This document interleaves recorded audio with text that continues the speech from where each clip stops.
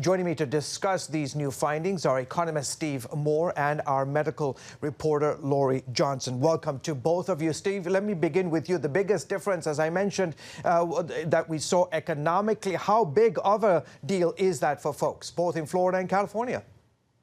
Well, it's a big one. And by the way, if anything, those numbers you state understate how much better Florida has done than California, because Florida has an older population. So I've looked at that data and I've age adjusted it, because we all know that the people who are susceptible to coronavirus are people over the age of 65. And if you age adjust the data, you find that Florida did significantly better than California, even though it didn't lock down their economy. Now, you just mentioned the unemployment rates in those two states. I've been to those two states in the last month. It's like, Venus and Mars. I mean, Florida's open for business. The schools are open. The stores are open. The restaurants are open. The churches are open. People are getting up and about. And California, just the opposite. Everything's pretty much locked down. And so I think the bottom line is lockdowns had no effect whatsoever, according to this data that you're showing, but across the 50 states. States with strict lockdowns did not have a better performance in terms of reducing infection rates or the numbers of deaths. Lori, let me go to you on that very point. Does this report show that just like anything that is contagious, you can't absolutely control or prevent when or how a virus spreads? Well, George, the medical experts are very clear about how this virus spreads person to person, and human behavior can control its spread. The question is, can the government control human behavior, or should we rely on self-control?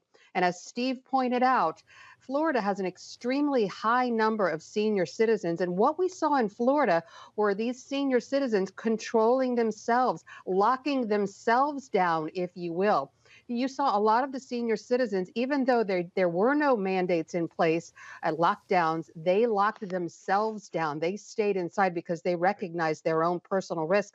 I have two elderly relatives who were like this, and so were so many of their friends. Now they've been fully vaccinated and they're out and free roaming around and enjoying the freedom that Florida offers. Contrast that to California, where there were extreme lockdowns in place, but massive non-compliance starting at the very top with Governor Newsom, who was caught violating his own mandate at a fancy restaurant, shoulder to shoulder with health officials. And we saw, the poor woman who had the restaurant shut down, and right next to her restaurant, a tent was erected by a movie company because they were exempted and they were serving food to all the movie people. And you have people living in these tiny houses, 900 square foot houses, huge families, and you see the homeless population, the situation at the border. It's just not being enforced in California. Yeah. Steve, to you, do you think more states now will start lifting restrictions soon, especially seeing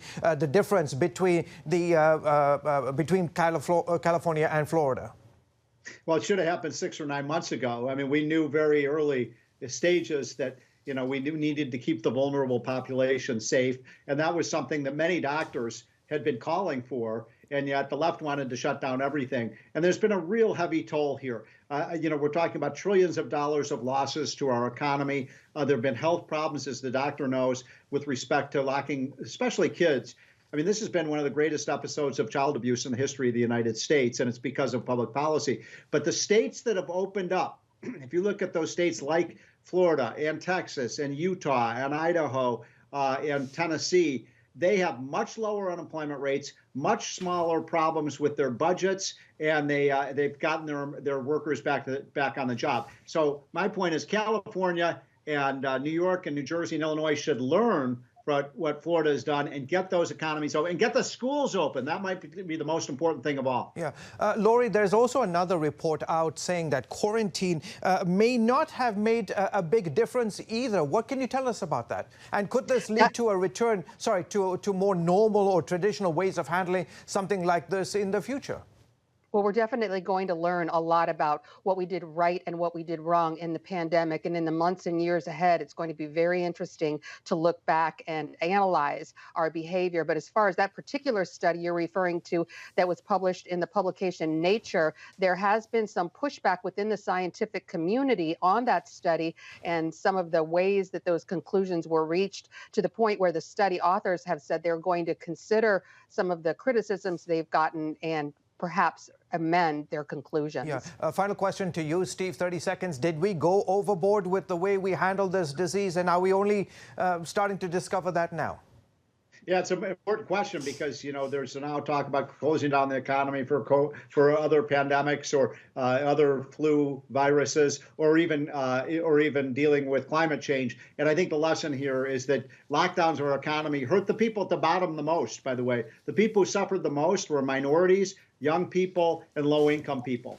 Okay, Lori, last question, 30 seconds to you. Real quickly, we've got news coming out in the headlines regarding the vaccine by AstraZeneca. Tell us what's happening. Well, AstraZeneca has not been approved here in the United States. So I wanted to first mention that most of our viewers right now are in the United States and they don't need to worry about the AstraZeneca vaccine here in the U.S. It has not been approved for emergency use authorization. It is still being studied here in the United States. But there have been some issues in some other countries to the point where they're halting its use. So scientists are definitely keeping an eye on the AstraZeneca vaccine. But we still have 3 very good ones right here in the United States. Folks do not need to worry about them. Okay, we'll have to leave it there. Lori, our CBN News medical reporter, and Steve Moore with Freedom Works. Thank you to both of you for coming on the broadcast.